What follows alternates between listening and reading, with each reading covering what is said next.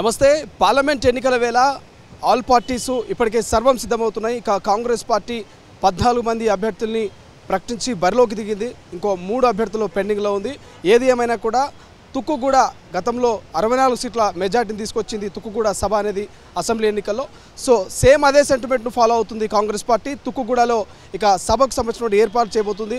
ఈ నెల 6వ తారీఖున తుక్కుగూడలో భారీ బహిరంగ సభకు రాహుల్ గాంధీ ముఖ్య అతిథిగా రాబోతున్నారు. మాట్లాడదాం ఇదే అంశం మీద. కాంగ్రెస్ పార్టీ ఎట్లా ముందుకు పోతుంది పార్లమెంట్ ఎన్నికల్లో అనేది కాంగ్రెస్ పార్టీ అధికార ప్రతినిధి సంజయ్ రెడ్డి గారు మనతో పాటు. సో సంజయ్ రెడ్డి గారు, ఎట్లా చూడొచ్చు, గతంలో మీకు అసెంబ్లీ ఎన్నికల్లో యొక్క సెంటిమెంట్ను రిపీట్ చేయబోతున్నారు అనుకోవచ్చా తుక్కుగూడ సభ ద్వారా? డెఫినెట్గా అండి. అమ్మ సోనియా గాంధీ గారు తుక్కుగూడకు వచ్చి 6 గ్యారంటీ పథకాలు ఆ రోజు ప్రవేశపెట్టింది. అదే దిశగా ఈరోజు తెలంగాణ గవర్నమెంట్ కూడా ముందుకెళ్తుంది. కాబట్టి ఇలా రాహుల్ గాంధీ గారు కూడా మేనిఫెస్టో రిలీజ్ చేస్తారు.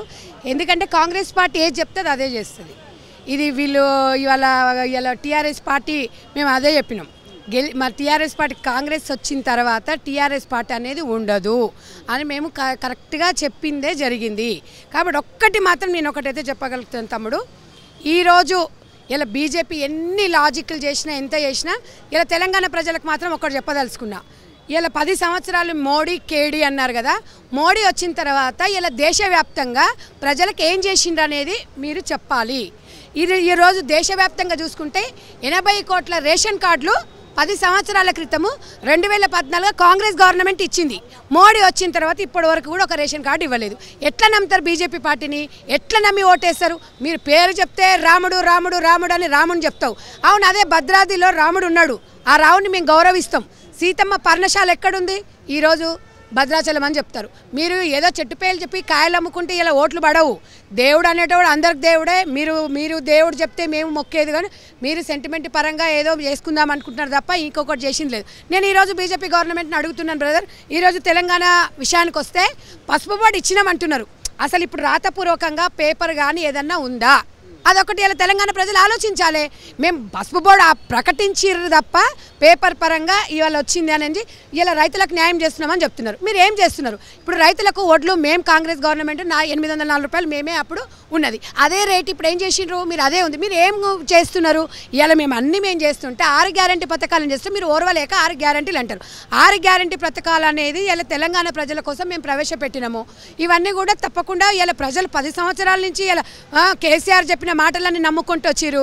ఇలా ఏ రకంగా అయినా పసుపు బోర్డు విషయంలో ఇలా తెలంగాణ ఇలా నిజామాబాద్లో నీ బిడ్డను ఎట్లా చిత్తుగా రైతన్న లోడిచ్చిరో ఇలా తెలంగాణ ప్రజలు కూడా ఇలా నిన్ను ఇలా కనీసం నువ్వు తెలంగాణలో ఇలా కట్టబట్టుకొని ఇలా ఊర్లు తిరుగుతున్నావు. ముఖ్యంగా కేసీఆర్ అంటున్నాడు ఇది కాలం తెచ్చిన కరువు కాదు, కాంగ్రెస్ తెచ్చిన కరువు అంటున్నాడు. అందుకే పొలం బాట పట్టిండు, రైతుల దగ్గర పోయినటువంటి పరిస్థితి, పంటలు ఎండిపోయినటువంటి పంటలు కూడా చూస్తున్నాడు. సో కేసీఆర్ పొలం బాటతోటి కాంగ్రెస్ భయపడి నీళ్ళు ఇస్తుందంటూ హరీష్ రావు అంటున్నారు. భయపడుతుందా మీరు బీఆర్ఎస్? చింత తెచ్చిన పులుపు అసలేదు కేసీఆర్కి, సిగ్గు లేదు వాడికి అసలు. నేను ఒక్కటి చెప్తున్నాను కదా, వయసుకి గౌరవిద్దామన్నా ఇలా కాంగ్రెస్ని అంటుంటే మాత్రం మేము బాధపడాల్సి వస్తుంది. ఇలా కాంగ్రెస్ పార్టీ అంటే రైతులు, మీరు ఒక్కటే గుర్తుపెట్టుకోవాలి, రైతులు అంటేనే కాంగ్రెస్ పార్టీ. ఇలా ఇవాళ ఎవరు బడు బలహీనమైన వర్గాల కోసము ఇలా కాంగ్రెస్ పార్టీ పనిచేస్తుంది. ఇలా కాదు 10 ఏళ్ళు హెలికాప్టర్లో దిగినోళ్ళు కనీసం ఒక్క కార్యకర్తను వదిలిపెట్టు, ఒక్క ఎమ్మెల్యే కూడా అపాయింట్మెంట్ ఇయ్యనోడివి ఇలా బస్సు యాత్రలు ఎందుకు తిరుగుతున్నావు? మరి అదే ఎందుకు తిరగలేదు? రైతన్నలు నమ్ముకున్నారు. నేను అడుగుతున్నా, ఇలా ఈ మొత్తం ఈ రైతన్నలు ఇక్కడ ఉన్నారు. నిజంగా కూడా రైతన్నలు 3500 మంది ఆత్మహత్యలు చేసుకున్నప్పుడు పక్క రాష్ట్రంలో ₹1,00,000 ఇచ్చి వచ్చినావు. ఇవాళ తెలంగాణ రైతులను నీకు తెలంగాణ రైతులు గుర్తొచ్చిరా?